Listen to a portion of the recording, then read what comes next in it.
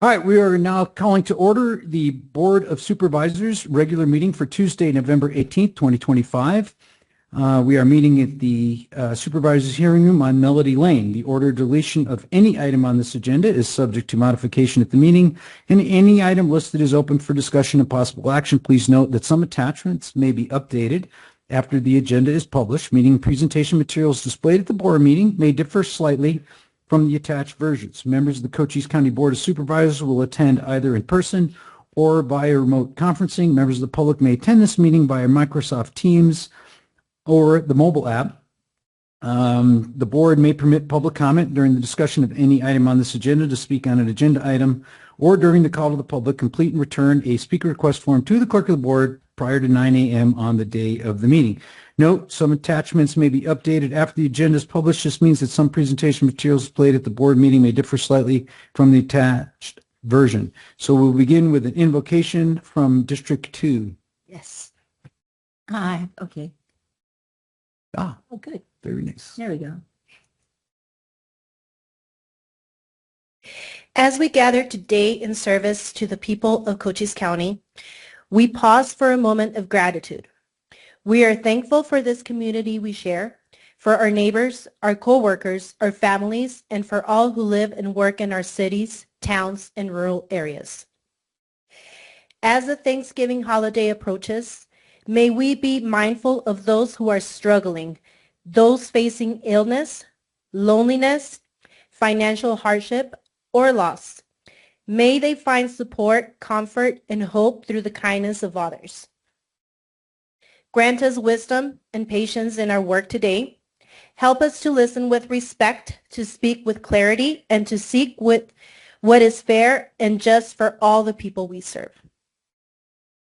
We are grateful for those who protect and care for our community.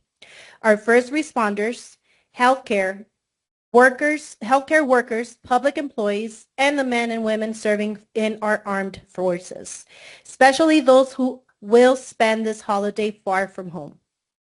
May our decisions today be guided by integrity, humility, and genuine desire to promote the common good. With thankful hearts, we begin this meeting. Amen.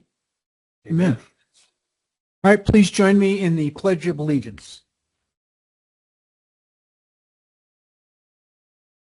I pledge allegiance to the flag of the United States of America, to the republic for which it stands, one nation under God, indivisible, with liberty and justice for all. All right, thank you. All right, next up, roll call. District 1. Crosby is here. District 2. Gomez is here. District 3, Antonori is here. All supervisors are present, with Mr. Crosby attending remotely. All right, next we will go to the call to the public. I have a list here of a few people. All right, let's go to Mr. George Adams. Mr. George Adams, are you person? Oh, you're here in person. Good looking guy with the beard. Yes, sir. All right, you have 3 minutes. My condolences to Ms. Gomez. And I want to talk about the roads. I know we had the meeting. There's a few things I want to say. I appreciate the meeting wholeheartedly. I think it did good. It let you guys know how many people are concerned. But what I want to say is the first thing that aggravated me was the PowerPoint presentation. They had dollars that you're talking inflation. Well, the biggest thing that costs but has reduced cost of roads, which you don't reflect, is how effective the equipment is and methods used today since you started to the end, and you reflected nothing in the PowerPoint. Now, a lot of people don't understand those kind of charts and math, but, you know, a lot of us do. And that thing was useless. Dollars then to dollars today, more things happen. I mean, we fly planes today. You know, you're comparing a horse to travel today on cost on horse starting with inflation. That's insane. But that's enough about that. The other thing that I wanted to talk about is this county has so much material here they could use on the roads. You realize how many railroad track layment there is just sitting there, no rail on it? You could use that on some of our roads. This big ugly hole in the ground that everyone here thinks is great, Well, being an engineer, I know what's coming out of that hole. What's running down the road? What's running in the fields when it rains? That stuff needs to be put back in the hole or something done with it. Put it on the roads and cover it up. But, you know, there's so many ways to save dollars. But one thing that would help everybody, when we're taking care of the roads and you're not, the materials that you're saying cost so much money are sitting there. All you need is a diesel fuel in the truck to put it in the bad spots on the road, like the washes that we spend days fixing just so we can get out. But that's all I wanted to say. And Ms. Gomez says she's coming out to see us. I hope you tell us when you're coming and we'll meet you out there and show you where the problems are. But I've preached enough. Thank you very much. Thank you, sir. All right, next up is Mr. Alfred Kern. Mr. Kern.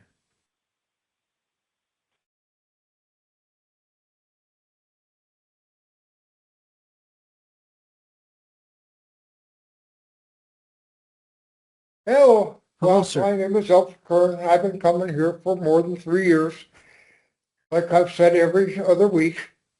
But one of the things that just happened today, actually,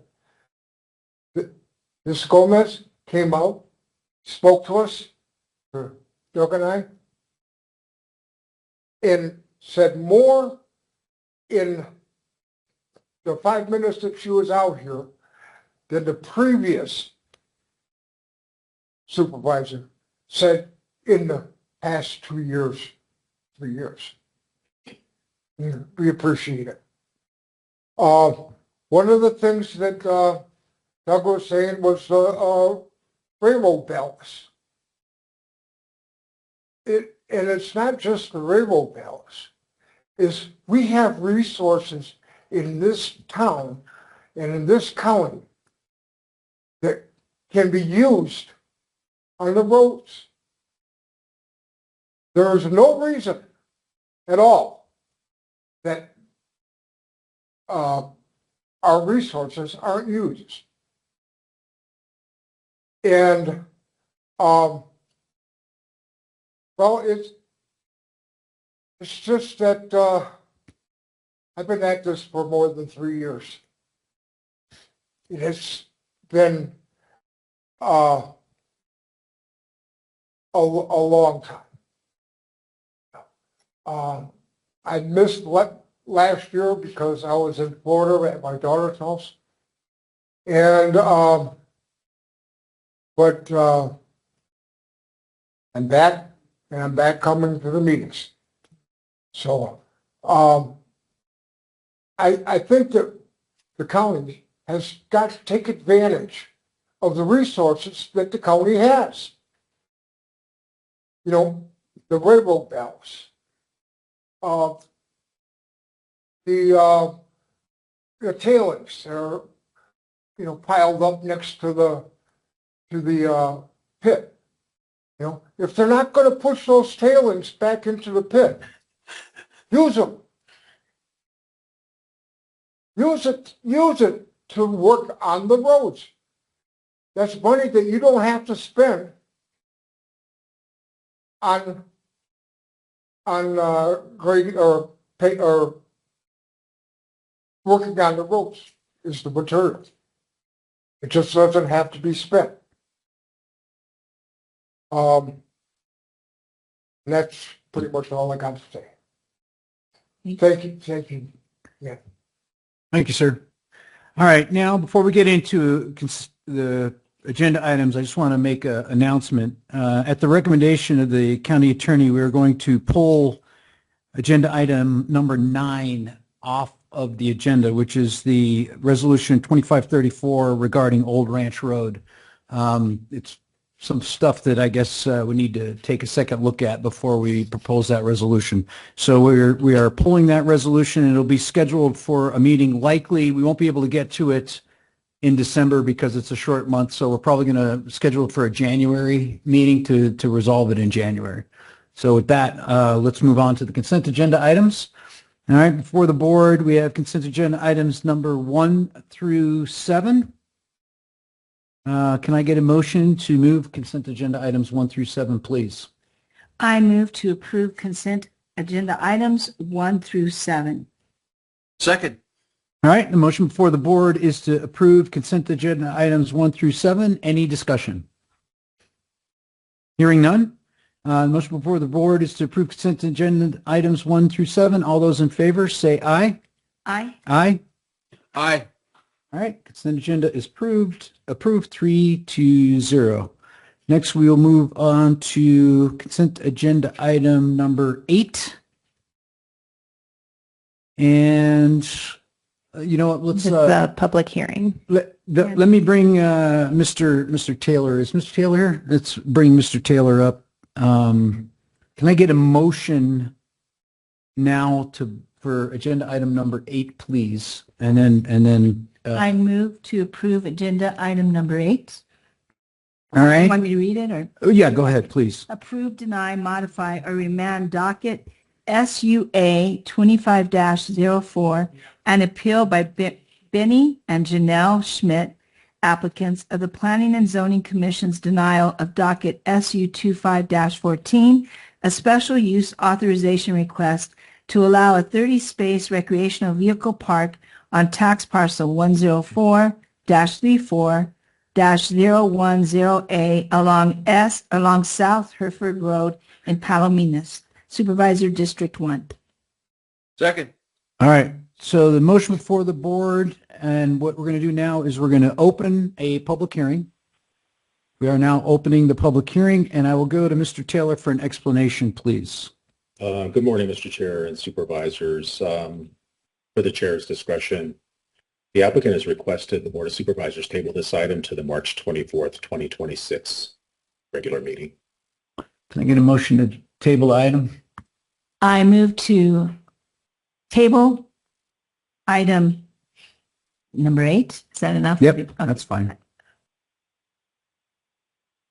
You want me to say the docket?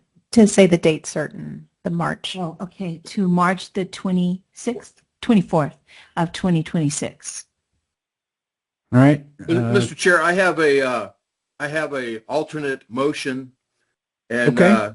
so my motion would be delete the words approve, delete the word modify, delete the word or remand, and only deny would be in place there, meaning that that 30-space recreational vehicle park would not occur. And that's Okay, my motion. All right. So we have an alternate motion before the board. Do I have a second? Second. All right. So we have a motion before the board to basically deny docket number SUA 25-04, an appeal by Bernie and Janelle Schmidt for a 30-space recreational vehicle park. Mr. Chair, can I just clarify, has Sure. Supervisor Gomez withdrawn her previous motion to table? I withdraw the previous motion to table. Can I speak in here before you guys vote, or are you going to vote just to appeal us? Or No, we're just going to have deny it. us? We'll have a discussion. We'll have a discussion and we'll allow public comment. So right now, Mr. Chair, point of order.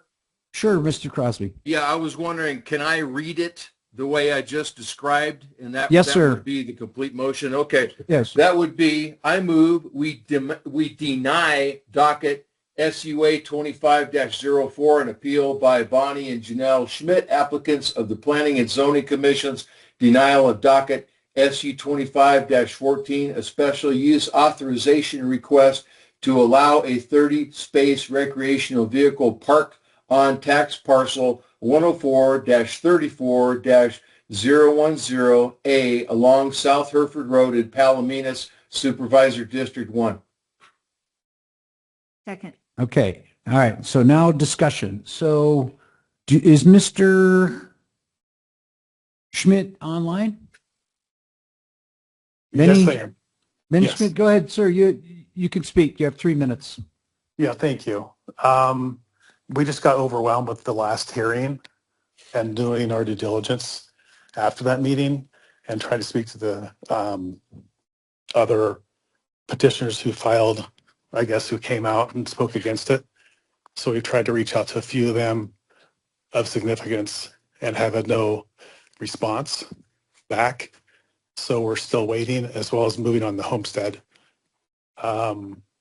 We've invested over $2 million already on our homestead and this land, and have realized again, the one thing we have done is tracked the one-lane bridge trail and pictures and videos to document everything around that. And the river's being taken over every day by people walking that trail, hiking that trail, hunting, shooting deer, shooting turkey. And we definitely feel even stronger that a presence on the land will minimize the hunters going out shooting when they know there's people out there on the land, in other words. So we've had lots of letters already coming for our side. We presented initially knowing we were told to be very general, and the board somehow had very specific questions that we went down bunny trails on traffic patterns and things that we were not prepared fully for. So we feel to give us a chance for my family's legacy, for why we bought this land, to steward the land, to take care of this land that's been sitting vacant, idle for probably almost 100 years. The previous owner was 55 years. So we're trying to do something economic impact and preserve this land. And I mean, we can go full ag and really cause the river, the water tables issues. We can put subdivisions out here. We can do many different things, but we don't want to destroy this land. We want the beauty to be kept. So we're working with the people who are coming out against us. They're not trying to commit back to us for some reason. So we're still in the process of doing that. That's all we want is time. And so for somebody to say, put it away forever, that's not, in my world, it's not being giving to a family who's trying to do well and do right for this area and have a place for people to see the beauty and come out to the beauty. So, Okay, sir. Thank Mr. you. Chair, I have a- I We're have a gonna point of we're gonna allow inquiry. him to respond at the end. So, I'd like to say something. sure, go ahead. In my short time here, what I have found is that there is a lot of reaction to a lot of things. And I specifically am looking at, when a gentleman in District 2 wanted to have 300 cattle on, 100 acres of 1,000, the reaction was unbelievable. It was, very, very overreactive. And I think sometimes that what people need to do is sit down and talk.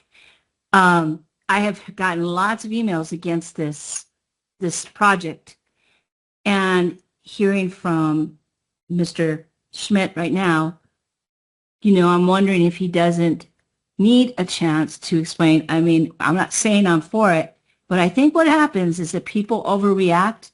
There's a lot of misinformation that goes on all levels. And so before we react, it's not in my district, but I would think that maybe a chance to speak to each other and find out if I don't know if how this occurred, that maybe he wasn't prepared because he didn't know what he needed to do. Now he knows what he needs to do, and and it goes back to the planning and zoning. Let them hear it again, and if they decide that it's not in the best interest, then we go from there. I mean, that's just an option. I just think that, and I saw a lot of emails that were the exact same thing. So I understand the environmentalists. I want to protect our county. I want to do what's right. But I also think we have to listen and make sure that we just don't overreact to anybody coming in and doing anything. Maybe this guy has a really good plan. I don't know. And so that's just something I'm throwing out there. Thank Hang you. on, Could I sir. speak again real quick? Hang on. We're going to give you a chance to close at the end. So, hang on. Was that all you had, Yeah. Ms. Gomez? Okay. Mr. Chair, do we have further public speakers? We do. Okay. We do.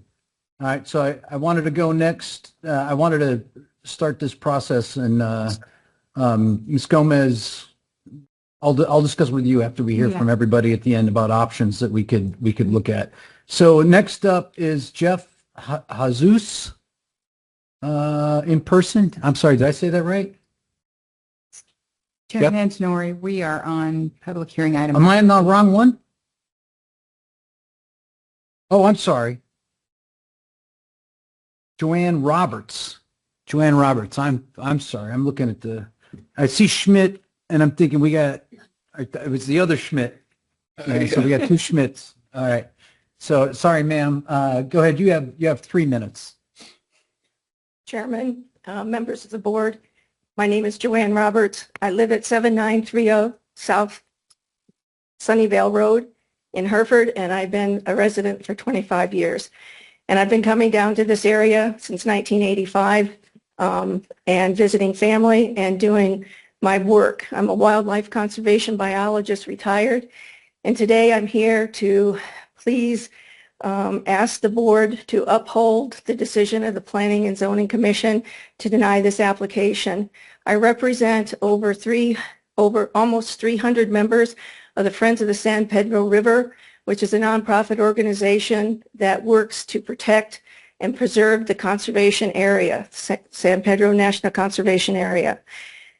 And the county, along with many other municipalities and organizations, profitable and non-profitable organizations, have worked for 30 years and committed themselves to making sure that the rural residential community character is maintained while we educate our regular visitors and visitors from all over the world to this very rare riparian conservation area. I understand that there's going to be people moving in, new people. We engage that. We want that. But we don't want to do it at the destruction of our community, our rural community. And I think that the RV park, we submitted our comments both to the Planning and Zoning and to each of you members on the board. I don't want to restate them item for item. We are looking at this from a very, very scientific manner in which we understand from lots of case samples, and having done NEPA processes for 25 years, analysis is what I do. And what I can say is that we cannot look at it from an individual parcel, but look at it from a cumulative standpoint. What happens when the water is drawn down? What happens when the wildlife changes its migratory routes? What happens? Each one of these things builds upon another.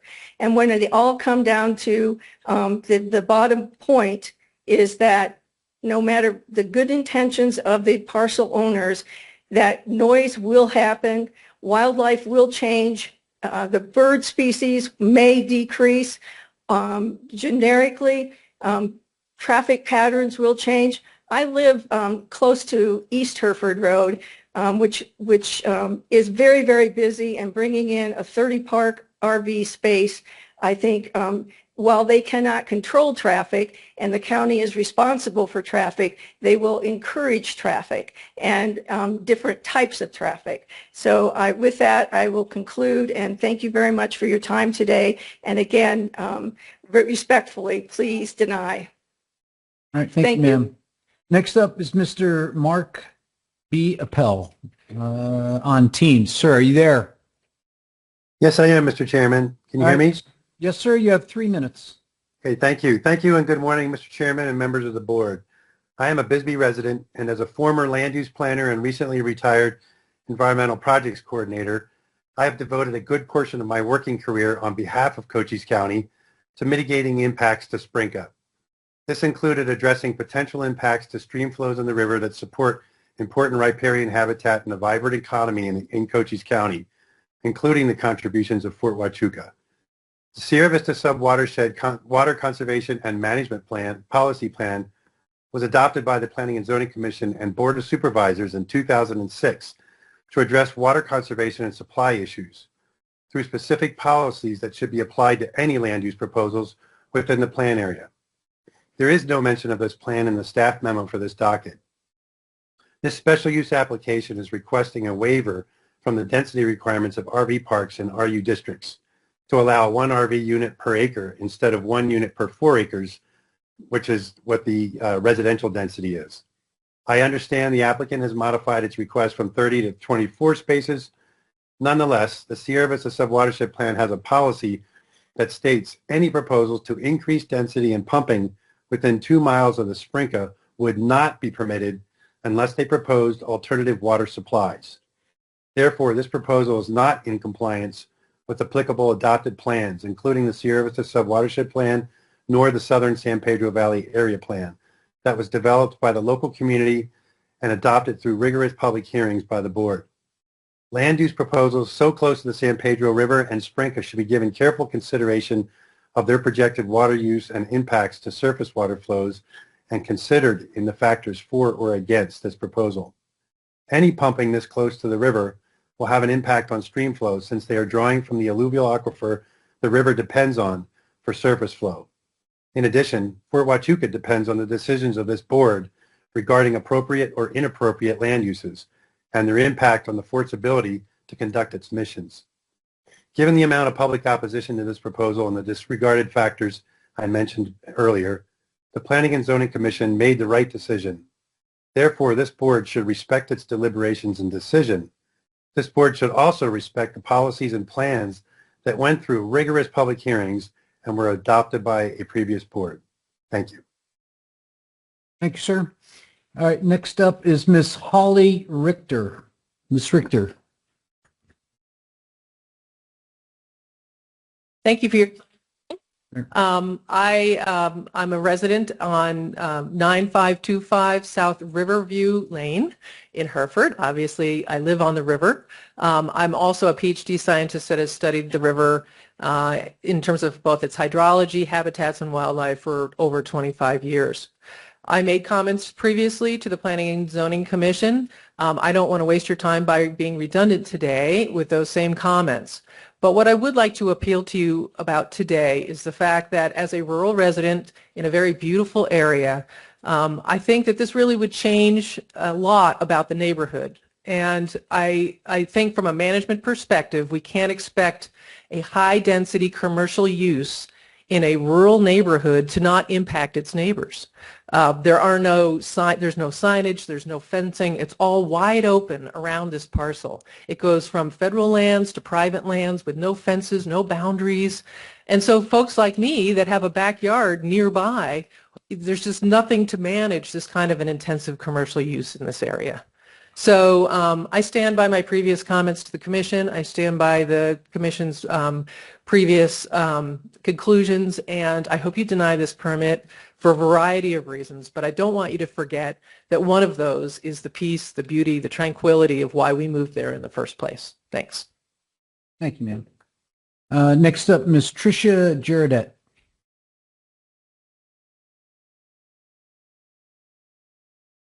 Don't recognize you without the hat. Every time I see you, you got that big hat on.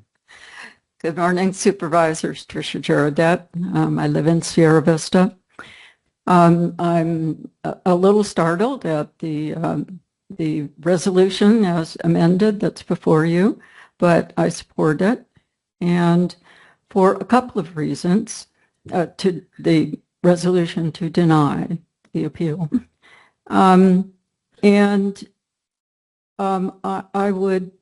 I feel sorry for the Schmidts, but I also feel that the Schmidts apparently should have done a better job of investigating what they would be facing with their ideas for developing their property before they bought it. That would have been good. And I also want to point out that I feel that the application should not have even gone to the Planning and Zoning Commission until it was more complete. There were two big gaps in it from my point of view. I deal a lot in water issues, and there was no identification of where they thought their water would come from. And there was no identification of how they thought they would dispose of wastewater. And those are two pretty big issues in my mind, and they're completely blank on the application. And so I think that, again, I feel sorry for them having gotten into this, and I do support the recommendation to deny the appeal and stick with what planning and zoning worked through. Thank you. Thank you, ma'am. Next up, we have Pamela Boulay. I'm sorry. Good morning. I'm Pamela Bowie, and I'm located at 10849 East Highway 92, Hereford, Arizona. And I'm speaking today because I believe that most people do not know that this piece of property that we're speaking of today is unlike any other alongside the San Pedro River. There are 3 adjacent 30-acre parcels owned by the Smith family. Even though this discussion is on this middle 30, there are 3 adjacent 30-acre parcels. All 3 are unique to San Pedro River riparian area. They are unique by being on the only segment of the river that has no BLM land or buffer between the private property and its river banks. This alone makes it more susceptible, vulnerable to water runoff, well usage, lights, noise, fumes, smoke, dust, litter, etc., etc. I hope that there are special provisions somewhere for this most sensitive area along the river other than just the RU4 general business as outlined in the southern San Pedro Valley area plan, which I don't think is exactly protecting this particular parcel as well as it ought to be. My concern is what happens to the 30 acres middle parcel will happen to the rest.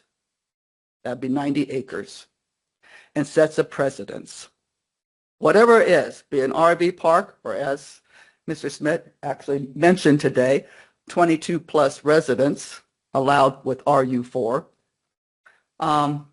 intensifies the use of wells, roads, pets, vegetation, etc., septics in that area.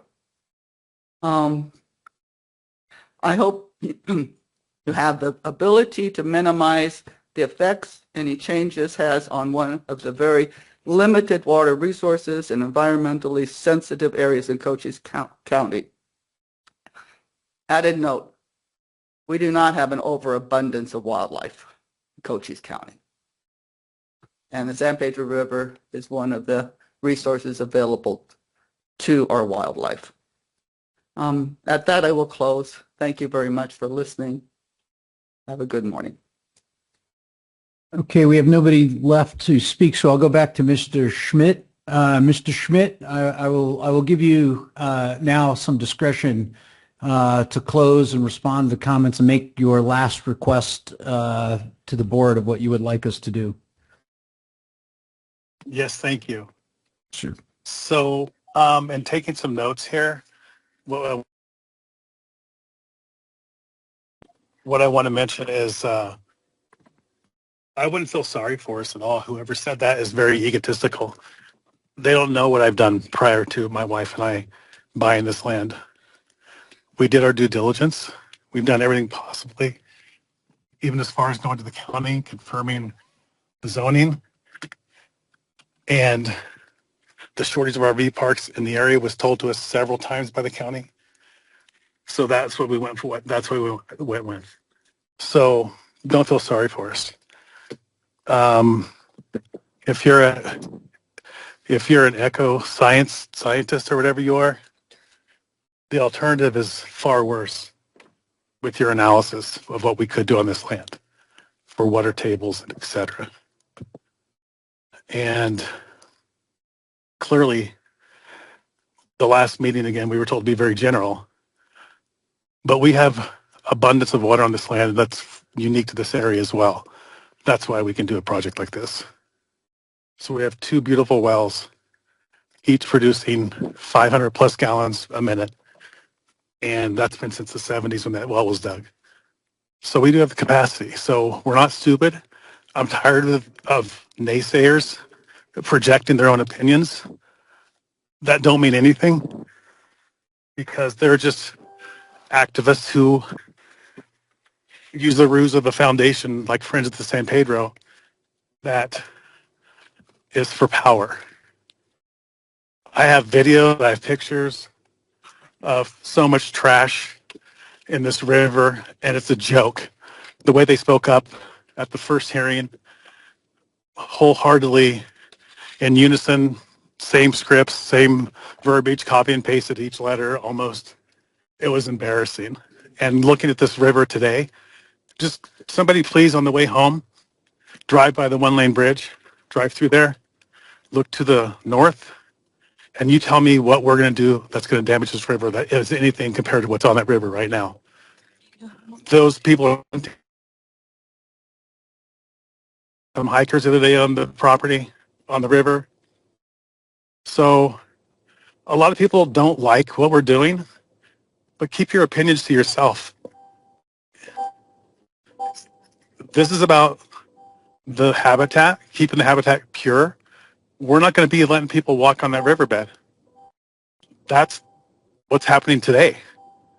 That's generally happening. So what you need to understand clearly is your own opinions are getting diluting your minds because you're not seeing things for what they truly are. We could put 30 new homesteads on this property and talk about the alternatives. That's just one. And we can do that tomorrow if we want to, by the way. So you need to understand the options and the alternatives. If you say no to this appeal today and don't give us a chance to, like the lady who mentioned first off, who actually had a conscience and a way of actually having some empathy for somebody to know that we could be heard again in the spring when we truly do our due diligence, we can, it's almost like we're being bullied here. And I can file some complaints and do a lot of different things in this situation. You're not giving us an opportunity. We're not going to destroy this land because you say we are. That's an ego, and that's judgmental. You don't know what we're going to do. You're not giving us a chance to hear our voice, and it's not fair. And at the end of the day, if you're in front of a board that's already has this zoning for this type of project, why is the zone for that? Why did we buy this property? Because of that. So we bought this property because of your zoning. And when you're going to appeal us to do a 30 RV pads over 30 acres, that is absolutely a liability on your cause. We can do the homes all over the entire thing, or we can do all ag. And that's the biggest destruction to the river. We all know that. We all know that Friends of the San Pedro do not like cattle. And we can do that in a second without anybody's knowledge or say so or bullying us to threaten us. So I want you all to understand here. Don't feel sorry for us. Feel sorry for yourself for using your degrees and your aptitude of knowledge. Come clean out the frickin' riverbed. Excuse my mouth. Come. Use your hands. Use your mouth to get a group to come out and clean with the Friends of San Pedro. Do that. It's what my wife and I have discussed since we've seen this trash all over the river. And please, somebody drive by it. That's why I want the appeal, because I'm going to start my meeting in the spring with this video that shows I'm actually on the river right now, pulling over the bridge. It's disgusting. And if somebody could please do that, that would be great, because what my wife and I have worked on is starting the foundation just for that. So we're willing to put $10,000 of our own dollars into a fund and have a community outreach to where they come join us and we clean up this riverbed. Because obviously the Friends of San Pedro is all talk, they're all power, and they're trying to take away something that we were zoned to do. And again, we can do it far worse without anybody's degrees getting in the way of ecosystems of bird climate. Come on. You're saying things that are just absolutely incredulous and not knowing what we're doing. You're still speaking that same way. You're making assumptions, and we know what that means. So we don't want to do that. We want to hear somebody out, give them an opportunity who's already invested $2 million in this land and the homestead that we just moved into just now. So if you come by and look at the homestead, did we destroy the view that you want, that you like? Did we destroy the view or the habitat of the butterflies or any hummingbirds? Did we destroy anything on the ecosystem? No. We went full solar to avoid any electricity on the property. And that in itself, the investment in that should tell you who we are. The noise, again, excessive noise. What, you think there's going to be keg parties out here on the RVs? People, no, it's no generators on this property. It's all solar design. So what I'd like to say again very clearly is, if this was you as an activist fighting and you had something that you were so passionate about to make sure this land is taken care of and put your money where your mouth is, do it. Do it. We bought it. We bought it with the intention to do this. We bought it with the county's approval of the zoning, with what we can do. And either way, we're going to do something that's going to be more destructive if you don't comply with even given an opportunity for the appeal. I mean, it's just straightforward, very straightforward. And no, don't ever feel sorry for us. Please do not feel sorry for us. That's an attitude. That's an ego, because you cannot do that. You cannot live with that attitude, because what you're trying to do is you're trying to affect somebody's legacy of their life with your ego. And if you're a bully and you're staunch and come take out the words of the opportunity for appeal and say, like the one gentleman said right away, is take out these words, put cancel, end it all. I get it. That's all ego. But just know the facts. We haven't been given the chance to speak clearly on what we're doing, and we need that opportunity in the spring. Okay, sir, can you again reiterate your request to us, what you would like us to do? We would just like the time to do our due diligence. Like I've mentioned, we've outreached already, so we've just moved on this homestead. So leading up to from the last meeting, we were just starting to get the move going. So in October, we started moving. We're still settling into the outbuilding, a lot of storage, putting things away. So just the time to get the homestead put together, as well as just the due diligence. Again, we've outreached to a few different organizations to talk to the other side again with these staunch opinions without facts, and they have not returned messages. So I'm thinking that they would probably have a chance to give us time. So we have the extension just to do our due diligence and have more time to put together something that's very not general like we were told to do the first time. So we'll be more specific, and that takes a lot of due diligence on our part from what we heard in the last meeting. And know that, again, it's just setting back 3 months or 4 months on the calendar, whatever that is. And that's it. And All right, we think it's fair, very fair. All right, thank you, sir. Okay, so here we are. We've got, let's have a discussion, the three of us. So we've got Mr. Crosby's motion to deny the permit. We have the request of the applicant to table this to allow him more opportunity to build his due diligence, to do his additional due diligence. Is there a way, I might have to ask our attorney here, is there a way to, trying to think, table it to give him a certain amount of time and then have him go back to planning and zoning with the updated? Is there, what is the mechanism there that we could do with regard to allowing him that opportunity? Didn't we pass in the bylaws the ability if people had, because I am concerned if he was told to do it in a general application, just general, and then the opposition who it, doesn't understand totally what he's doing. Didn't we in the bylaws give that opportunity to go back to the planning and zoning board with new knowledge or whatever, I can't remember the term that we used. Yeah. To remand it back. Remand it back with a date when it gets put back on the agenda there? can we just designate, because if he needs 90 days to build his case, can we say that it shall not be reviewed by planning and zoning until March of 2026? Can we do that? Yes, you can do that. I think Mr. Chair, if the board's pleasure is to do that, the Planning and Zoning Commission meeting of March of 2026 is on March the 11th. March the 11th? Correct.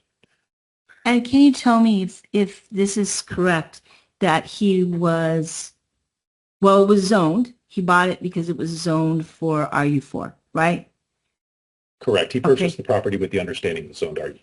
And so this is the problem I've been saying for a long time, is we have to look at the zoning we have in a lot of these areas, because this constant seems to be coming up, right? Yeah, so I've been looking on my hunt maps. By the way, I was deer hunting with my two sons this morning. We did kill a deer this morning, and we actually were able to get it home and get it in the refrigerator, and I was able to take a shower and still make it back here in time for the meeting. So I am an active deer hunter, and we were just down this road hunting yesterday on the BLM land just north of this property. We didn't see any deer out there, but nonetheless, I am an active deer hunter. So are my two sons, and we have one tag left to fill. We're 2 tags down, 1 tag left. So we got till Thursday to fill that 3rd tag. And I might just drive out that way and see if we can get a little lucky again. But he's got BLM land all around him that's accessible publicly to people that want to do things like I do, hunt or hike or whatever on that BLM. He's got that one, I don't know if you could see it. That one little section is this is his property right here. Here's where he's going to put the RV park on this parcel right here. So you can see he's on almost 4 sides. He's got the property across the street, across Hereford Road, that's owned by Rancho del Rio. Okay. But then if you go south of him, it's all private. It's all private land, all the way down to this last piece of BLM land before it hits the border. So this is just one little section there where he's got this little piece here. So I get where he's coming from with the case he's trying to make, with trying to preserve that area and whatnot. So I'd also like to say, in noticing the pictures that were sent, there is a lot of trash in those riverbeds. So I want people to understand, I am not against the environment. I'm an environmentalist. I worked for Pat Schroeder and was their environmental aide. But I also think that everyone has to have a fair chance of talking to each other. And then if you're all opposed and you feel it's the same, you come back and we go through this again. But in my dealings now as Board of Supervisor, I have found a lot of just reaction to any kind of development, to the point that nobody wants it. That's not the reality if we're to survive as a county and be able to do the things that we need to do for the roads, that 250 people came and wanted more money for roads. We can't do that if we stand still. So there has to be an approach. And that means both people have to come and sit at the table and have a conversation and not first just react. And I had a very bad example of that. So I tend to feel that what we need to do is have one more chance to have this, to see if there's something that you didn't see, and go back to the Planning and Zoning Board and let them look at it again, because I have a lot of faith in them. But if he bought this land at RU4, if the county allowed it to happen, we are somewhat culpable for that. And if we need to have I just think we need to have another conversation, give this guy a chance. If it comes that the Planning and Zoning says, no, there's no way, then I will stand by what the Planning and Zoning Board does. So again, I'm a big advocate for private property rights too. All right. So people put a lot of money, they save a lot of money, they invest a lot of money, and they should have an opportunity to pursue happiness, as the Constitution allows, on that private property, as long as it doesn't significantly impact the neighboring property values or cause others some sort of harm. So I heard Ms. Jaredette's comments regarding the sewer issue, which raises a concern with me, and of course the water issue. So I'm kind of leaning in the direction, give that opportunity to the applicant to address those concerns and come back with a better plan, take it back to planning and zoning and have them look it over as well. But so, Mr. Crosby, do you have any comments on it? I'm interested. Certainly. It's your district. It's your district, so I'd like to hear You bet. I'm ready to vote on it. I just wanted to, I believe we have Mr. Whitehead with us today. Is that correct?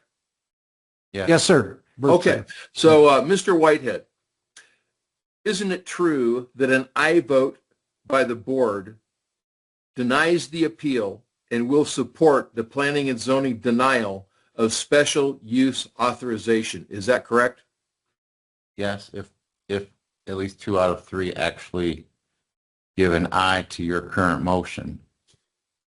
Okay, because I've noticed that when you have these appeals, you kind of get backwards. So I just wanted everybody to understand that in my viewpoint, an aye vote will deny this appeal and support the planning and zoning denial of special use authorization. Thank you. All right. So we have. So Let me explain.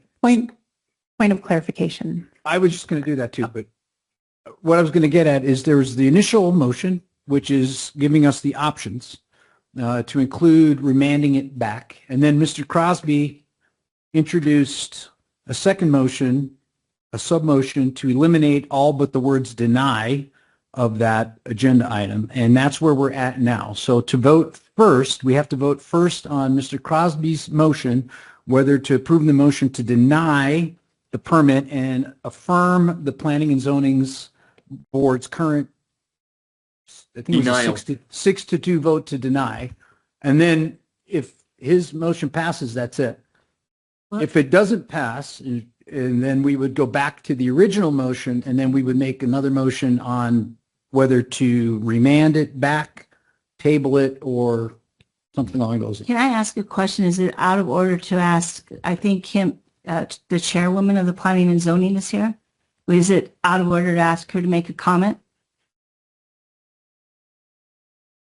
Out of order. You can call We just her had up and ask her. discussion. Yeah, you can call her up and ask her, sure. If you want to bring Ms. Depew up and ask her a Yes. question, sure. Sure, that's your discretion. Okay. Yeah. So Chairwoman Thank you, Ms. Kim Gomez. Revere, welcome, of Planning and Zoning Commission. What do you feel, from what the gentleman has said, from his perspective, and you having heard what went on, I mean, is there some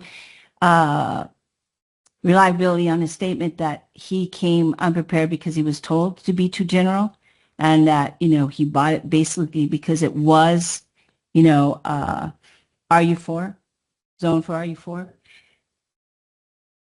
Would you be willing, you think it's worth it? I'm asking you a couple. To give him 90 days Yeah. and come back and give it another updated. That's probably the most reasonable solution today. However, staff does the best they can to solicit information. If people are unprepared and unwilling, but yet they want to move forward with their plans, it's a real conundrum for us. I don't think we had enough information. Okay. But I absolutely positively don't like the inference that it's staff's problem.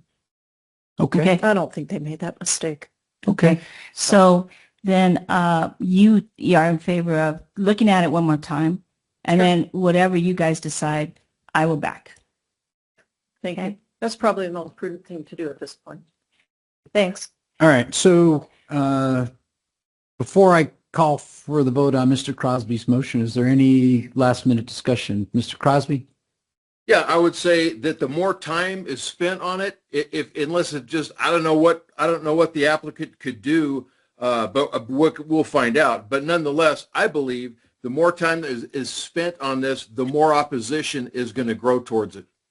Well, that I think is the chance he takes, and he has to dealing with the opposition. Maybe it won't be. I mean, but I think you have to give that person the opportunity to change minds and to speak to the opposition side. I think that's the whole thing we need to do, is start coming to the table and talk instead of just reacting. All right. That's it. I have a point of order. Oh, Bert, yes, sir. What's on the table is first a vote on whether to amend the language from approve, deny, modify, or remand the docket to simply deny, that amendment has to be voted on first. Correct. And once that's voted on, if it's an aye, then you would vote whether to approve the actual. Yep, that's the way I see it too. So, Repeat it one more time. However, I would point out, Mr. Whitehead, if memory serves me, Ms. Gomez withdrew her motion. I did. oh, That was her motion to table.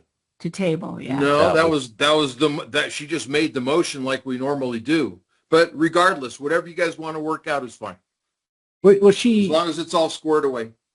we can go back. So she did make a motion to table till March 24th, 2024 was actually the motion she made. And that was the motion I believe she withdrew. Can we validate that?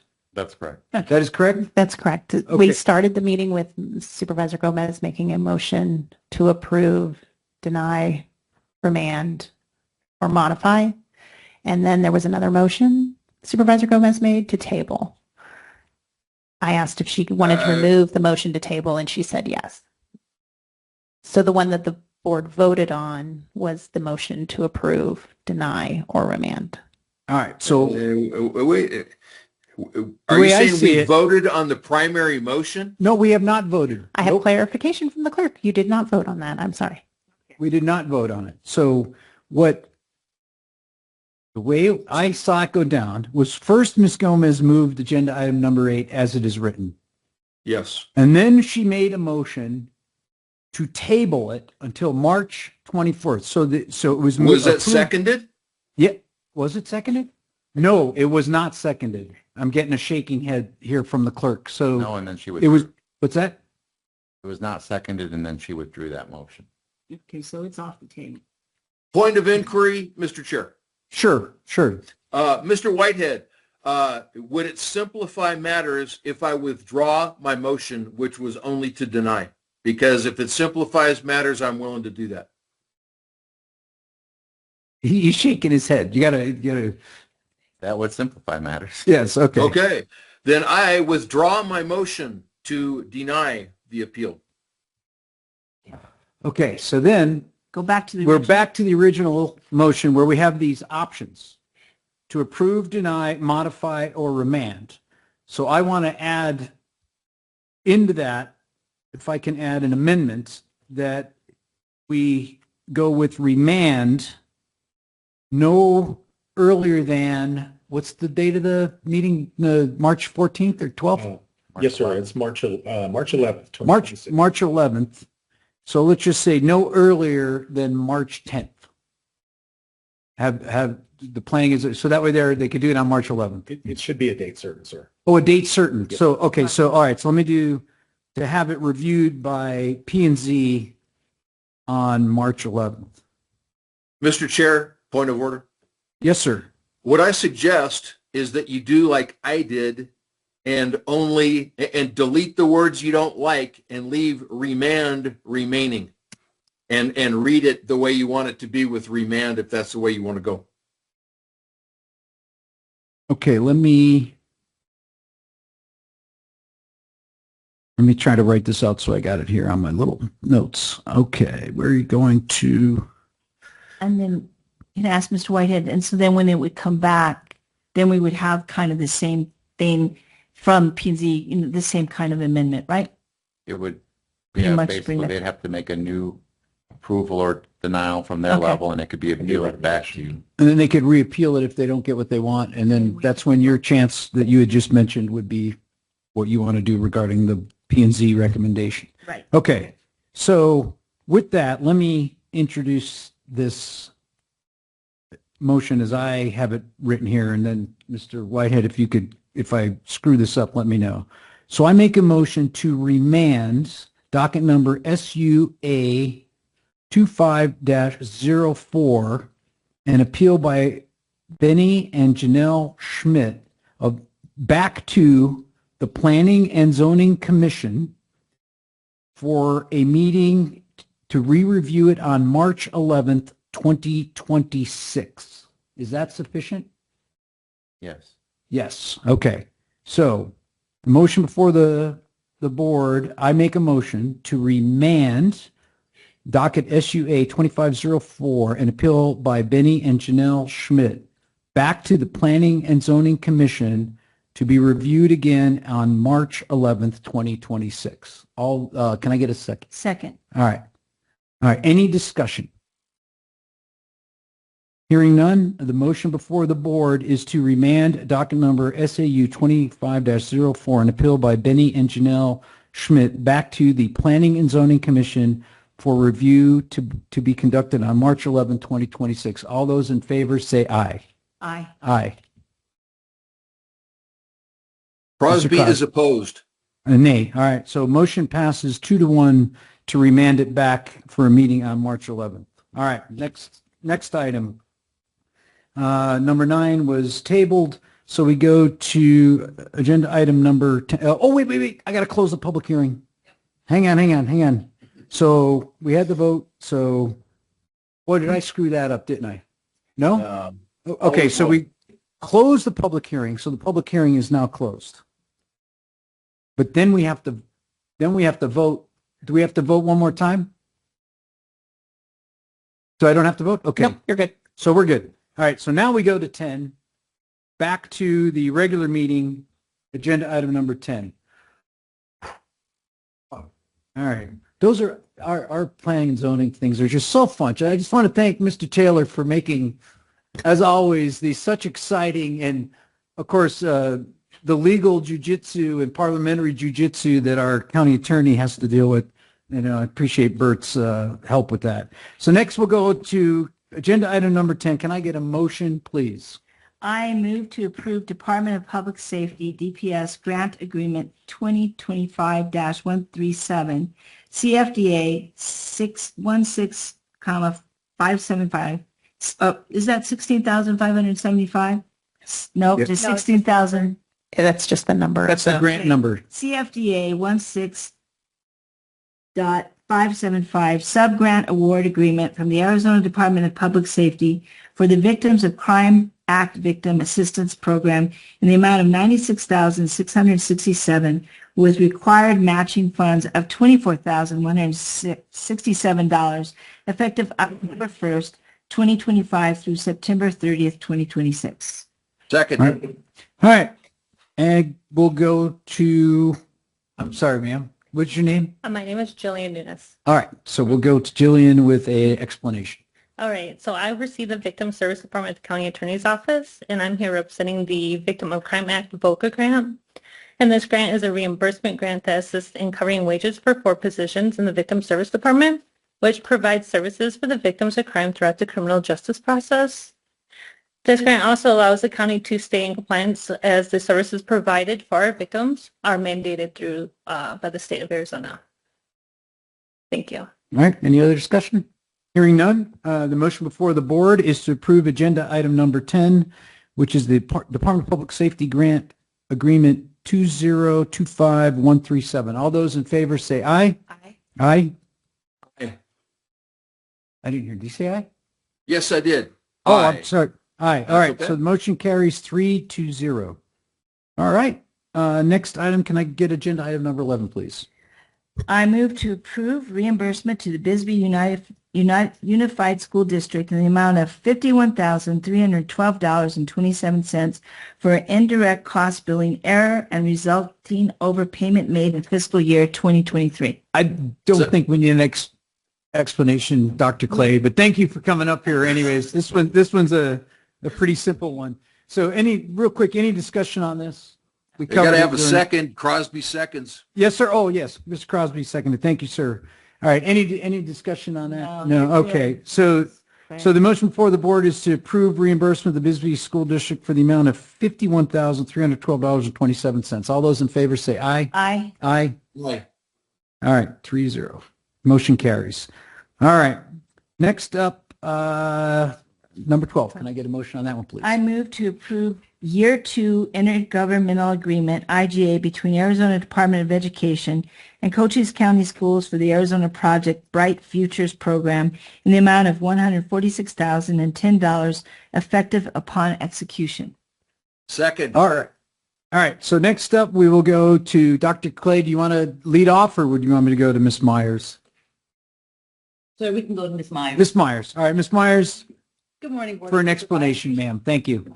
Just for clarification, I'm Cynthia Myers, the Outreach Manager for the Cochise County Schools Office. We are here today just to renew the IGA with the Arizona Department of Education for the Arizona Projects Bright Futures, which is a suicide prevention grant for 5 years. The only change in the funding this year is that they've given us additional funding to be able to buy our own supplies rather than having to go through ADE every time we need to purchase training materials. So, and I have Zachary Plukas here, who is our program manager, and I'd just like to give you an update on some of the things that have happened for the first year of the grant. Okay. Good morning, Chairman, members of the board. So our Project Arizona Bright Futures, we're actually the pilot program for the county or for the state of Arizona. And we were selected on behalf of Cynthia and Dr. Clay to do that pilot with where we actually are going to be working with kids, parents, teachers, the juvenile system, the court system, the sheriff's department, any community partner that really wants to take part in it, educating them on the safe talk, assist, signs of suicide, and sending a promise with lethal means reduction. And our goal is to make a suicide safer community. Okay. Our three main missions is to increase the recognition and responses. So we wanted to make sure that the teachers understood that if a student was actually having a sign of suicide or if it was just a bad day for the student, right? We want to make sure that the other students around them understand that there is a problem that's arising, that they can recognize, hey, this might be a problem that I should bring up to a trusted adult that I have in order to get this person help. And then we wanted to increase the awareness of suicide in youth. So then we also brought in the where we're going to be doing the needs assessments in the schools, and then having a case management software that's able to identify, hey, this student's having a problem. If this student changes from this school to this school, that's going to follow them in order to help the next student counselor be able to get them in the right direction along with their paths. Then we also wanted to improve the continuity of care. And that doesn't just rely on the student themselves. That relies on like the parents, their support systems, and then our community partners. So if the Boys and Girls Club needed a presentation on suicide prevention, we would go do that because they're going to be dealing with a lot of our students. If the Boy Scouts of America and Girl Scouts of America wanted the presentation, we would go do it for them as well. My overall role in this is to work with the Department of Education and the Department of Health and Development with Joshua Stegmeyer up there. And then also we're working with the intertribal communities of Arizona as well, as we don't have necessarily a big tribal population out here to incorporate every section of our youth as well. Then I will deliver the presentations and make sure that everybody that we know that's actively working with kids is trained up, and we're actually like creating a readiness system so we can say, hey, this school has actually had this many students go to the training, this many teachers go to the training. It's at a 75% readiness of overall total students and staff population. And then we're going to train the school staff and also developing with the San Diego Promise and the Signs of Suicide, where they're actually able to go in there and do micro learning with the students. If they finish up a class 30 minutes early, they can go through, or if they're having a free period, and if they don't have anything necessarily to cover at the moment, they can go through and take these different classes to the students, but then they're also learning a different side of their students and their behavioral patterns as well. And then we're going to develop trainers that are actually able to go out there and do the trainings as well, who report back to me with the data, and then I can put the data in our SAMHSA grant tracker, and then we can populate the data at the end of the year to see how many trainings we've done, how many people have been affected, what the results of the surveys from the personnel trained were, and so we can gather a more collected data to make a better plan to follow through with. So right now, what we've done is we've worked with Benson High School with their students, and then their student counselor as well. We went to Valley Union High School. We did their students and staff. We've been to Elfrida, and we've done the staff training for them, and then we went to the Cochise County Sheriff's Department at the jail, and we were able to. At the Bisbee Jail, we were able to get 18 of their members trained. So far this school year, we've trained 36 students and 46 adults already on Safe Talk and and suicide alertness in general.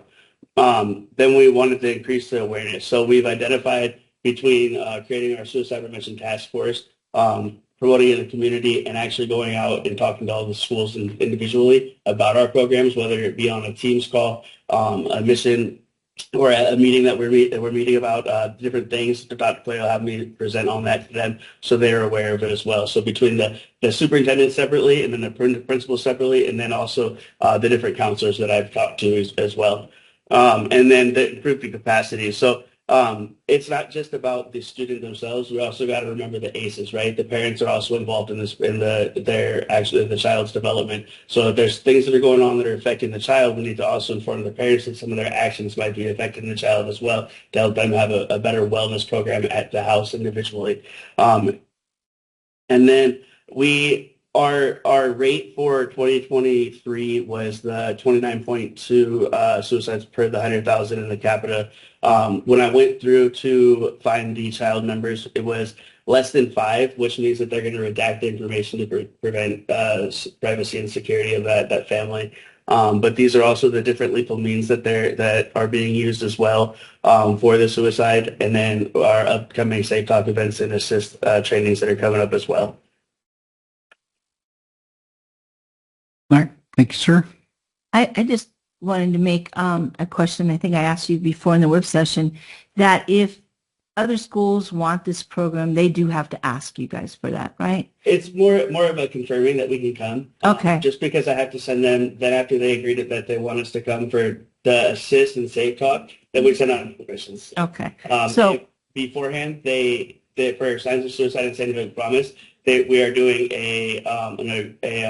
an MOU between them and Sandy Hook Promise and Signs of Suicide. They get their licensing and certification, and then we go in and we actually implement everything for them. Okay, I just want to make sure that if anybody from the different school districts or, in Douglas and all that, because we've had a couple of suicide symptoms, make sure they understand the process in which they need to go through. If they reach out to us and they just ask for myself, Zachary Lucas Sr., or Cynthia, or even Dr. Clay, we can all take care of that, and we'll get them scheduled ASAP. Okay, thank you so much. And just to reiterate, we have meetings with all the leaders once a month. Okay. And they know this and they hear it Okay. constantly. So it's not a one-time thing. Good. They hear it over and over and over again. Okay, so I hope they ask Yes. for your help. Yeah, we have plenty coming up that are coming up. Like we have San Simone, and then we have Wilcox as well that are Okay. coming up in the near future. We'll Great. get to Douglas. Yes. Perfect. Okay, that's, Okay. I know that's, I'll reach out to Douglas. All right, thank you. I appreciate that very much. And thank you so much for approving the grant in the first place. Thank you. Okay. Absolutely. But we haven't approved it yet. We have to vote. Oh, okay. We have to vote. So we'll get to it in a second here. So, okay. Thank you, guys. I have further comment, Mr. Chair. Sure. Mr. Crosby, go ahead. Yeah, when we had our meeting, I talked about, in my opinion, isolation is probably the number one indicator for somebody that is possibly suicidal. I have been very interested in the subject of military suicide. We have had suicides in the jail, and so it isn't just school-age kids, but to address the school-age, I would advise anybody to watch out for self-segregation, like they only hang out with the white kids, they only hang out with the Spanish speakers, they only hang out with the skaters, or whatever the certain demographic subgroup might be. And so the other thing would be to watch out for any action towards the ends of suicide, like going to buy a box of ammo or something like that. Then if you are the person that has contact with somebody that you think might be suicidal, you can be the person that is the fix for that isolation and tell them, I would really be upset if you were harmed, for instance. If that's impossible for you as an individual to interact with that person, then find somebody else to be the fix for isolation. That concludes my comments, Mr. Chair. Thank you. All right. Thank you, sir. All right. So before the board is agenda item number 12, which is to approve a 2-year IGA between the Arizona Department of Education and Cochise County Schools in the amount of $146,010. All those in favor, say aye. Aye. Aye. Aye. All right. Motion carries 3-0. There you go. Now it's approved. Thank you. All right. Thank you guys. There you go. All right, next up, agenda item number 13. Can I get a motion, please? I move to adopt Resolution 25-35, recognizing Howard G. Buffett and the Howard G. Buffett Foundation for outstanding philanthropic contributions to Cochise County and the Cochise County Sheriff's Office. Second. All right. So I got here the sheriff is listed as want to speak. Do you guys want to chime in anything in there or not?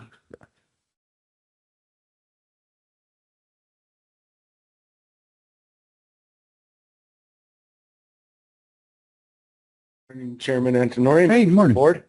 So over the last 13 years, Mr. Buffett has donated over $100 million worth of equipment and money to Cochise County and the Cochise County Sheriff's Office. And we, along with some members of the board, thought that it was time that we recognized him for all he's done for our county. All right. Supervisor Antonori, actually, it was approximately 24 million. Yeah, the others are Inflation. Yeah. And the biggest factor with Mr. Buffett is really bringing our communications network throughout the county, public safety communications network, to a higher standard, what standard it should be in the 700 realm data. And with that catalyst that he gave us there, we will be connecting up to the Highway Patrol state system in March. And all that funding has really moved us forward into the new realm of communications for public safety. Much appreciated. So yeah, we did a video that's going to be provided to him as well, and I appreciate it too because and that's one thing I addressed was the CCOM and the Sabre team radios and equipment. I mean, it wasn't just for the county; it actually helped the country as a whole because having you guys on the front line of the border, not only protecting the citizens of Cochise County, but you technically are also protecting the citizens of the rest of the country because they got to go through here to get to there.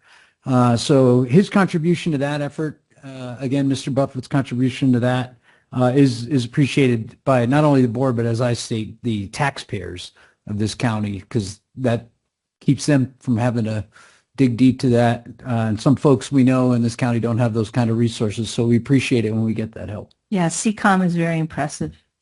And that's thanks to him. So, all right. Any comment, Mr. Crosby? You good? No, sir. Thank you. All right.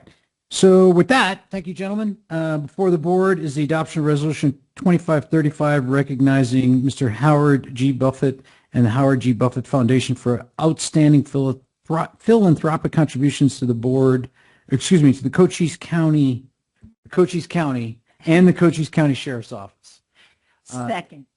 No, although so any discussion. No, I mean, I think that we've said it pretty much. Thank you. All right. Because I do think we are a poor county and we could not have done this without his help. Yeah. And I know there's people that think he shouldn't have been involved, but hey, we're a lot safer and we can communicate with each other in a way that's, pretty advanced compared to even other counties.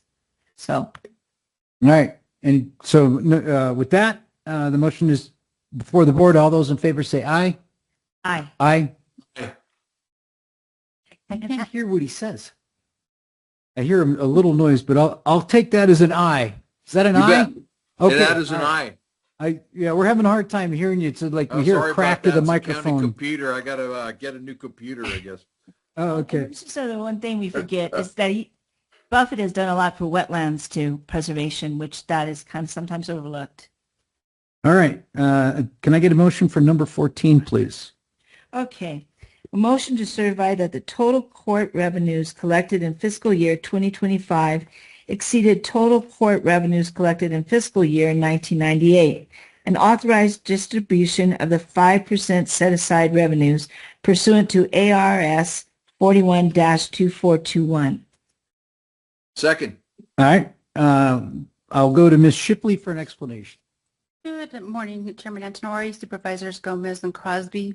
This is what's known as the Fill the Gap Revenue Certification, where court administration is requesting that the board certify that total court revenues for fiscal year 25 exceeded total court revenues for the baseline year established in the statute from 1998. This certification is necessary and to enable the courts, the county attorney, and the public defender to receive the respective share of the revenue set-aside funds in compliance with the Fill the Gap initiative.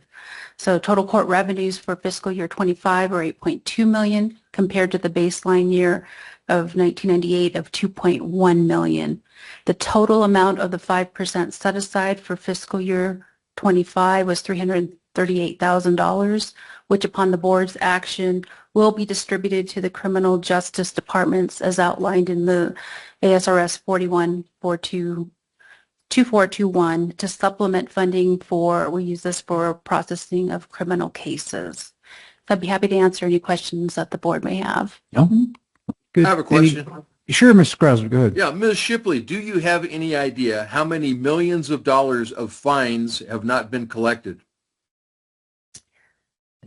I do not off the top of my head. I do know that there are statistics that are kept for each of the courts, and on there's a dashboard actually on the arizonacourts.gov site that has lots of statistical information. But yes, we do have statistics on that. It would be safe to say that it is indeed millions of dollars in outstanding fines. Statewide, yes. I mean, yeah, it's a lot of money. There's a lot of initiatives such as the tax intercept program, which during tax time, if people owe money, the state revenue will withhold any tax refunds to pay those fines and fees. And there's a lot of enforcement programs for the collection of these revenues through the courts. So yeah, there's a lot being done to collect on these outstanding balances. Thank you for your diligence, Ms. Shipley. You're welcome. All right, that's it. Thank you, ma'am. Appreciate it. All right, so the motion before the board is to approve to certify the total court revenue collected in fiscal year 25 and authorize distribution of the 5% set aside pursuant to ARS 412421. So all those in favor, say aye. Aye. Aye. All right, motion carries 3-0. Thank you. And then our next steps will be once we get the signed certification, we use that for our Fill the Gap application, which is the next funding piece. So you'll see that on a future agenda. Thank you. Okay, thank you, ma'am. All right. Oh, all right, our favorite planning and zoning guys back in the saddle. All right, so can I get a motion to move agenda item number 15, please? Okay, I motion to approve the San Pedro Ranch Estates final plat docket SUB 25-02 with a waiver allowing an unpaved private subdivision road, providing long-term road maintenance and insurance agreements are recorded with the approval final plats and that's in Supervisor District 3. Second. All right, thank you, sir. I'll go to Mr. Taylor for an explanation. Thank you, Mr. Chair and board members. This is the staff summary for docket SUB 2502, final plat approval for an 8-lot residential subdivision in Pomerene. Again, the property is located in Pomerene, totals about 36 acres. It's currently zoned RU4 and will remain RU4. The property is currently undeveloped, and Calvin Housley is the applicant and developer. Property is located, again, it's located in Pomerene at the intersection of Pomerene Road and San Pedro Ranch Road.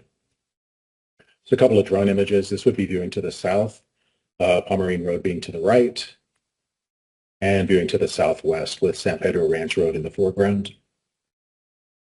Cover sheet of the plat identifies some general plat notes, existing zoning surrounding land uses, some drainage analysis statements, as well as parcel sizes. The applicant does propose to, for each of the parcels, to meet the minimum 4-acre parcel size required by RU4. This is the final plat itself, showing the proposed location of the existing residences. It does show a lot of detail as far as some of the existing water features on that site. Lastly, the applicant is proposing, has requested a waiver from fully Paving this private road, it's about a quarter mile. All 8 lots will have access to San Pedro Ranch Road via this roadway.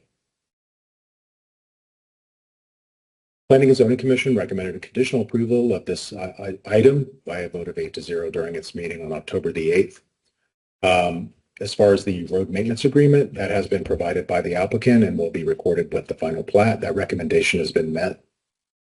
This condition will be met and verified by the county prior to the release of lots. That would be number 2.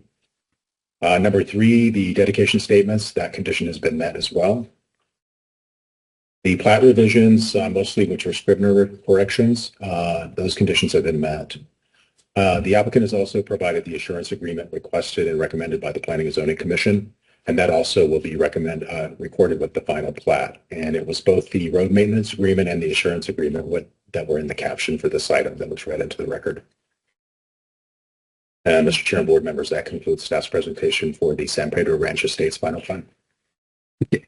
So I see Mr. Facio out there in the audience. This is that subdivision parcel that feeds that wash down to Pomerine Road where the 2 culverts were that we had discussed that need some TLC. Just so you're aware, I'm glad that there's an agreement to take over the road and take care of the road so we don't have to worry about that issue, but there's other issues there related to this. But I'm okay with the recommendation of staff and the Planning and Zoning Commission on this one. So with that, any other discussion? Yeah, Mr. Chair, I would comment that this is, in my opinion, a much better location and sparse density than the more controversial location we heard about earlier. Yeah. Oh, I see. This is going to be a nice neighborhood, I would say. Yeah. Gotcha. All right. So the motion before the board is to approve agenda item Supervisor?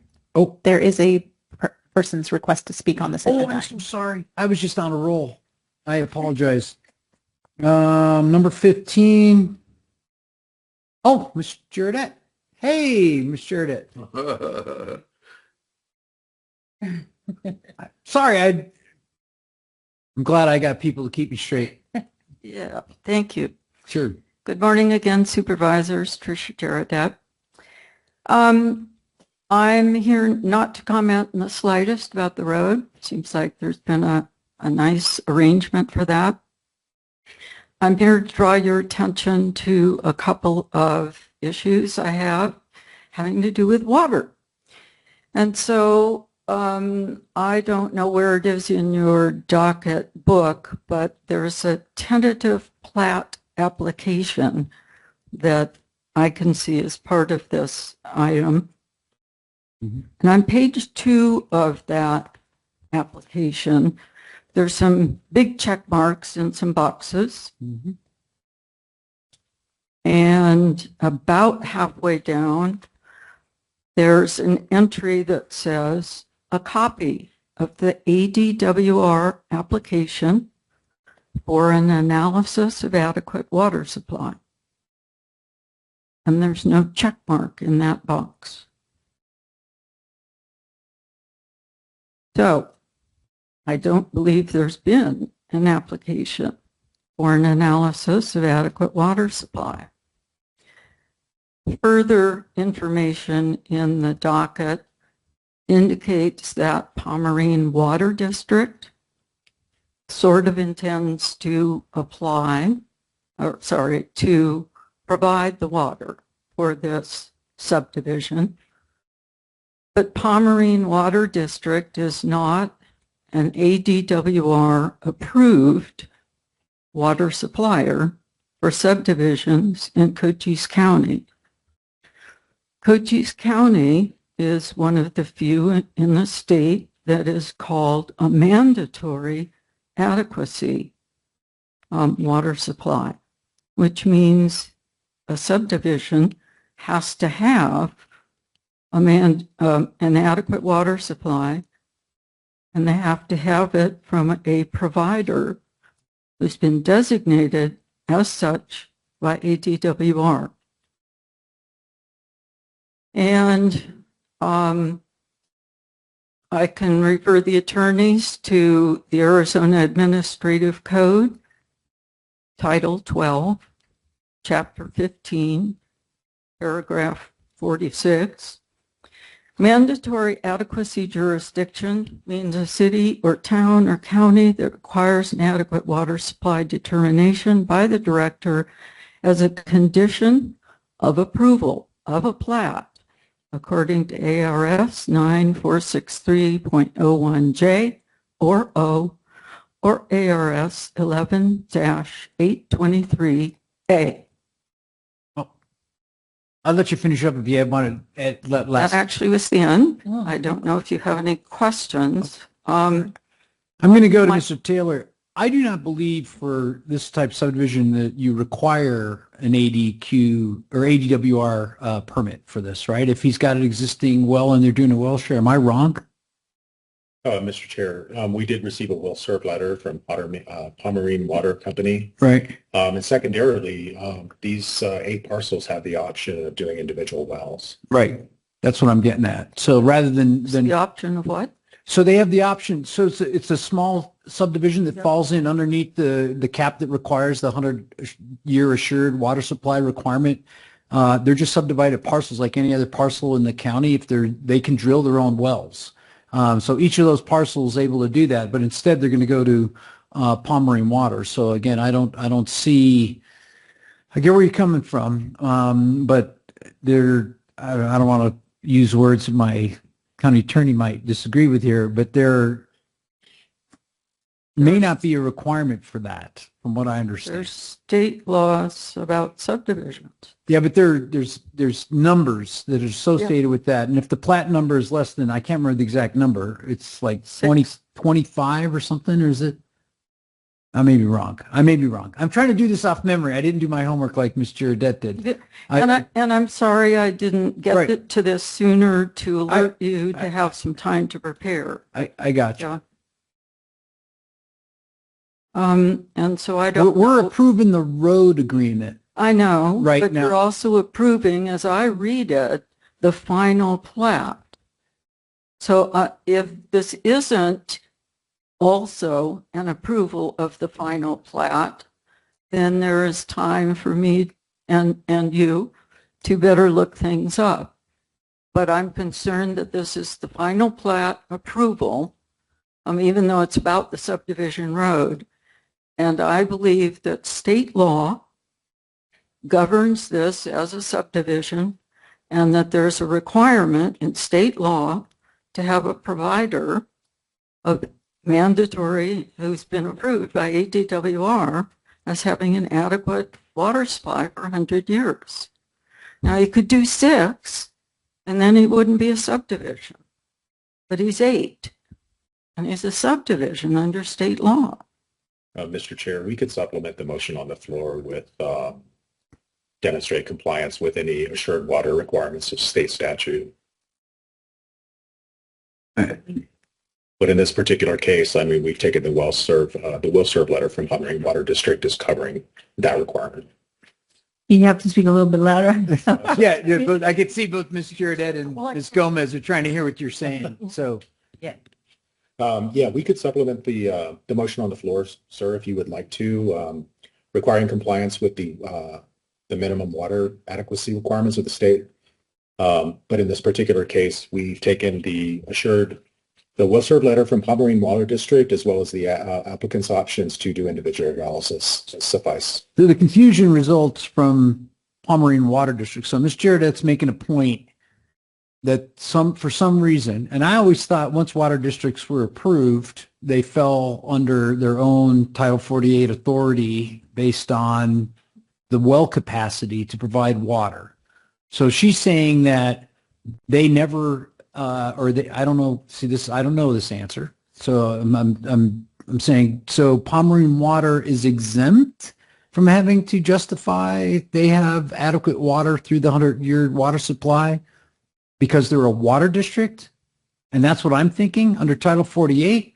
But under her comment is that they still require to have that ruling that they have access to a 100-year water supply before they add additional houses, is what I'm getting. Is that correct, Ms. Giardet? That they have to prove it to ADWR because the county is a mandatory adequacy All right. jurisdiction. That's an interesting point, this lady.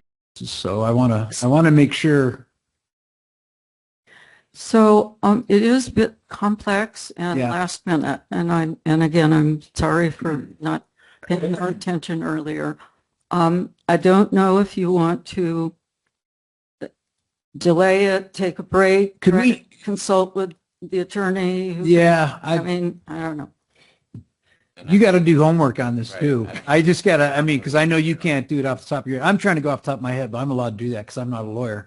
And I'm only going off what I learned in the legislature when I was getting beat up over water, which is always the case. And they changed a rule. Yeah, Title 45 is a nightmare. I'll tell you, it is. It is. So I'm trying to remember as best I can from that experience.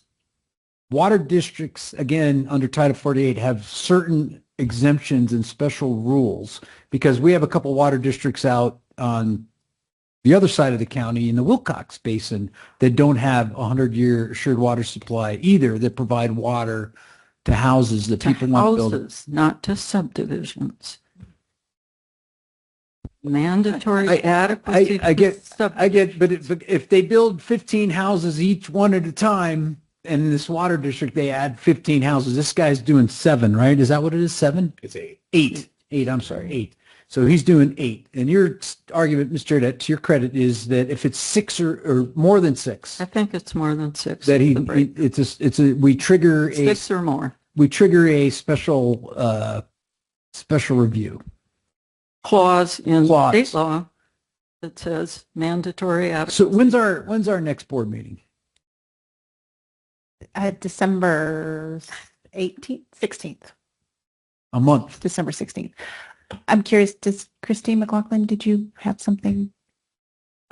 She caught my eye over here. I just want to, because the option we could do is we could table it until that and give staff time to research it before we step into something that, Yeah, all plats, she's correct, all plats are subject to mandatory adequacy. And this is an approval for a final plat. So it would be subject to that. With any applications, we give 2 options. They can either provide that the Director of Water Resources, HWR, has determined there's an adequate water supply for the subdivision. That would be the report from ADWR. Or the subdivider has obtained a written commitment of water service for the subdivision from a city, town, or private water company designated as having an adequate water supply. So he's good. The guy for the applicant, the problem is the water district is not. Whether, Right. So he complied with that guidance where he got a letter from a water district. Yes. Now, back to Ms. Giardet's thing, she's saying that the water district does not have. So according, just let me clarify. So what Mr. McLaughlin is saying is on the application, he's got 2 choices. He can go to ADWR and get a statement that he has a 100-year assured water supply, which he did not do. That's why that box is not checked. Or he can get a letter from a city, town, or water company, which in this case is a water district, the water district, that they are adequately able to provide him water. But to your point, you're stating the water district has not done that. Correct. Okay. So now back to Mr. Whitehead. Still don't know the answer. Still don't know the answer. So do you know the answer? Do they have a 100 sure I would have to with a number that they can meet or not exceed? Because that's usually what it is. Usually they get a number and they're told they can have this many acre feet per. On the ADWR website, there's a listing of mandatory adequacy entities around the state, and in Cochise County, there are only 4, and Pomerine Water District is not one of them. All right, that's what I'm getting at. So there's a glitch there. That's why we have public comment. That's why we have public comment.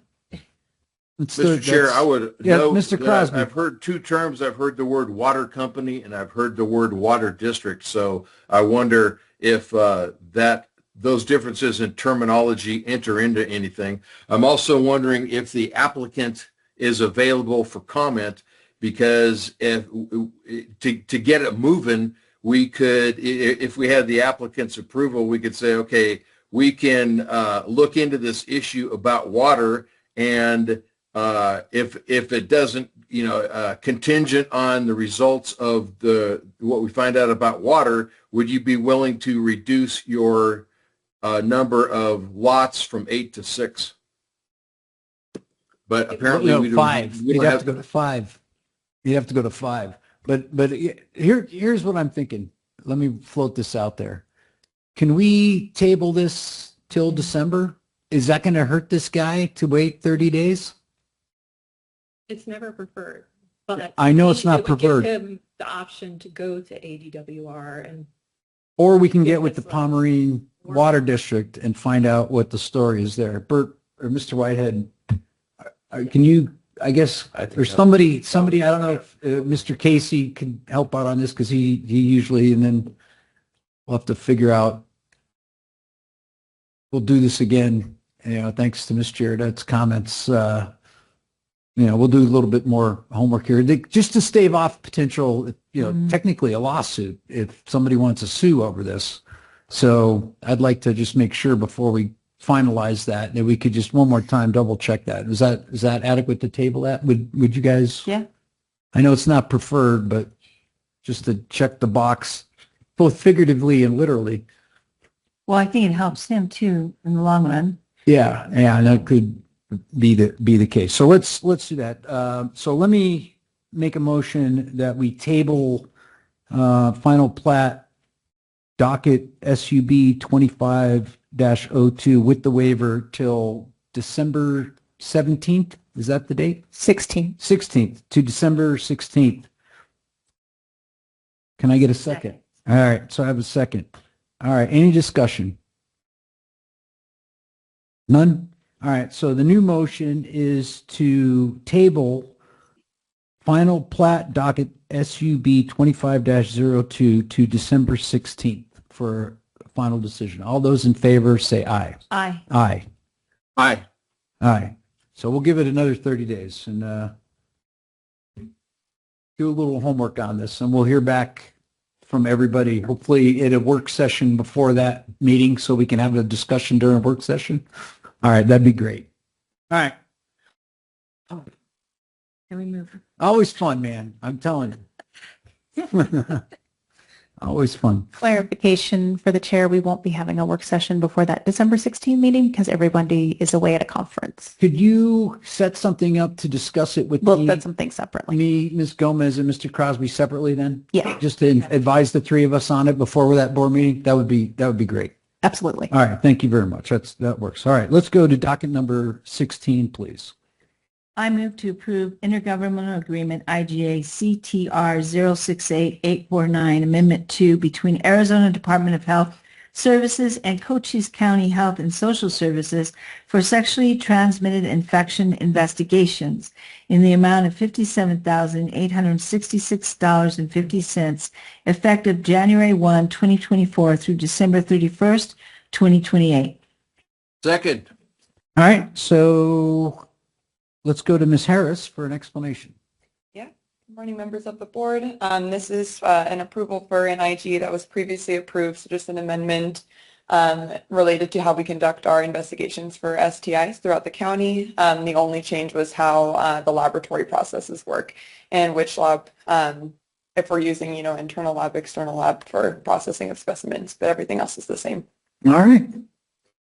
Any other discussion? No. All right. None. The motion before the board is to approve the IGA CTR 068849 with Amendment 2 between Arizona Department of Health Services and Cochise County Health and Social Services.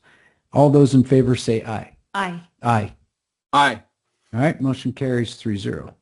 Next up, agenda item number 17, please. I move to approve intergovernmental agreement IGA CTR 067930, Amendment 2 between the Arizona Department of Health Services, ADHS, and Cochise County Health and Social Services, CCHSS, for the Women, Infants, and Children, WIC, and the Breastfeeding Peer Counselor, BFPC program in the amount of $699,699.50 for WIC and $63,824 for BFPC for the period of October 1st, 2025 through September 30th, 2026. All right. Second. Ms. Oh, I'm sorry. Thank you, Mr. Crosby. Sure. All right, Ms. Hale for an explanation. Good morning, members of the board. This is Amendment 2 that has been previously approved. There's been no changes in the day-to-day operations. However, the dollar amount has been increased. We will still continue to provide nutrition and breastfeeding education as well as a tailored food package. We're currently serving just around 3,000 families per month countywide. All right, thank you. Any discussion? None? All right, before the board is the approval of IGA CTR 067930 Amendment 2 between the Department of Health Services and Cochise County Health and Social Services. All those in favor say aye. Aye. Aye. Did he say aye? I did. Oh, we can't hear you, sir. I'm so sorry. Yeah, I don't know where my microphone is on this All thing. right. I got to scream at the computer a bit more. All right. So the motion carries 3-0. All right, we move on to federal legislation. As we know, the shutdown has been temporarily averted until January 30th of next year, when it will probably happen again. We will do what we can to deal with this. I know the state's having all sorts of challenges with some of the social services funding that goes into this, and I know there's some backfill that's being brought in as well, and we'll have to continue to watch that as far as how it affects Cochise County. It also affects the fort with regard to military funding, particularly for salaries, and we saw the impact to soldiers and their families as a result of this. Hopefully they'll be made whole here shortly, and they'll get their back pay, and then hopefully they'll have a better remedy, and maybe they can approve the defense budget separate so they don't have to have that problem again, and then they could move forward with all the other fights that they want to have over all the other stuff. But I don't have anything else federal or state-wise. We know the legislature starts their session in January, so this is the window for bills to be dropping, and we've been working with our legislators on a couple that we're going to be talking about when we go up there. But other than that, I have nothing. So next we will, do you have anything to add? No. Mr. Crosby? No, sir. All right, and we'll go to Ms. Gilman for her report. Sure. Thank you, Chairman Antonori, members of the board. Just a couple items.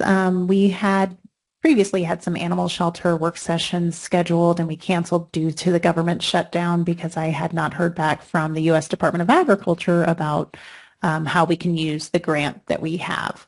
So now that they're back, I emailed them right away. They got back to me right away. So I have information that I can share with the board in a work session. So we'll be working with the clerk to bring that back on the calendar very soon. We don't have one between now and December, so when's the next work session? Well, that was the agenda preview that we don't have between now and December. So we have the opportunity to do a different work session. Yeah. Okay. All right, cool. Okay. You'll be seeing that.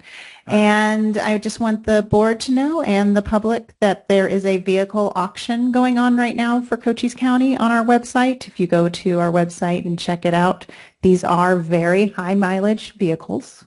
It runs November 17th through December 4th. So go ahead, check it out. There's Tahoes and trucks and sedans, but they're well over 200,000 miles, and sold as is. Pretty good deal, though. You got a pretty good deal. To something for a young driver to learn in. Nice Christmas present. A big bulky vehicle with a lot of steel around them to protect them as they enter into the driving world. Unfortunately, the rest of us have to be on the same roads, I guess. But And the deer.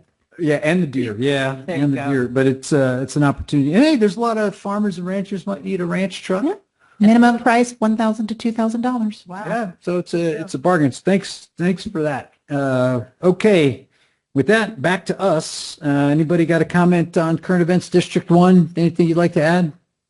I'll pass. Thank you, Mr. Chair. All right, District 2. Well, a couple of things. First of all, I'm thinking it's amazing to see how this empties out, you know, after they come, people come on their one issue. And I'm wondering if we can't take what our current events and the state and federal legislation and put it in the front So everybody that can hear. people can hear, A, what we're doing and what's going on, because By the time we get to the end Yeah, of the agenda, everybody's gone, and we have only the core, loyal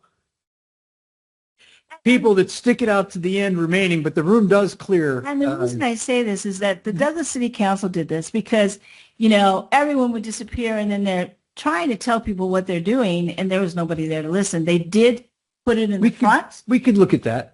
And then people are like, oh, you are doing something? You know, I mean, so I'm thinking that that might be an option so we could get the full, you know, group here so they see that we're just not going against their wishes all the time, but we're actually doing other things that are good for We the could county. set something up with Laura to have a little work session on that. Okay. Or, oh, sorry, just a discussion on it, if you don't mind. Sure. We Okay. could, but I don't mind that. Yeah. Yeah. Okay. And so, first of all, I want to thank everyone for all the condolences that I have received from both parties, Democrat and Republican, and just so much. It's been overwhelming because he was, you know, a servant. He was on the student. We're talking about your dad. Yeah, I'm sorry. Yeah. My dad, Dr. Michael Gomez, has passed away on November 3rd. And that has been really heartwarming. And I wanted, people ask me when the services are. They're going to be December the 12th is the Rosary at Brown and Page at 6. And then on December the 13th, Saturday, the Mass will be at Immaculate Conception at 11. And the Celebration of Life is going to be at 1 o'clock at Ballard Event Venue, which used to be the old bowling alley, which is unbelievably beautiful. This guy did a great job. So I just want to put it out there because I've been asked a lot. And as far as we had the border gravel race this Saturday, in which Congresswoman, one of her first events, and we had France, Germany, the United States, and Mexico participate. They actually took the race at 6 o'clock in the morning and went into Mexico and then came out and then went all the way. It was a 100-mile race, 40 miles, then I think it was a 15 and then a walk. And we had over 500 people. All the restaurants were packed. So I was thinking, gosh, jail tax. That would have been great, right? To have all these because and all the hotels were full. So that was a really good event. I also want to make sure that the county and the maintenance guys get a shout out because if you guys hadn't done that road, gravel that road, whatever you did, that race wouldn't have happened. So I made sure that the guys down there did a shout out to you all because really, if it wasn't for the county maintenance crew, they wouldn't have a race. So I wanted to make sure that they realized that. We also had the Indian Festival, which Congresswoman Grijalva went to, and that was really interesting. And so that was a great event. And so that's all I have. All right. I got nothing to add. So with that, our next meeting will be, Board of Equalization meeting at 2 p.m. in the hearing room. Today. Yeah. What is that? What is that? Are we doing an appeal or something? No, there were, listen, try to explain this. So people do appeal their tax assessments to the Board of Equalization. And so the assessor will be here to explain what the hearing officer's decisions were. Okay. And then the board ratifies the hearing officer's decisions. I might have to call in on that and zoom in. Is that okay? That's okay. All right. Because I don't know if you saw those two lanky guys come walking in camouflage a minute ago. That's my two sons. We're going back out deer hunting as soon as we're done here. We got one more tag to fill. So with that, we'll zoom in. We'll see you guys at 2. We're adjourned.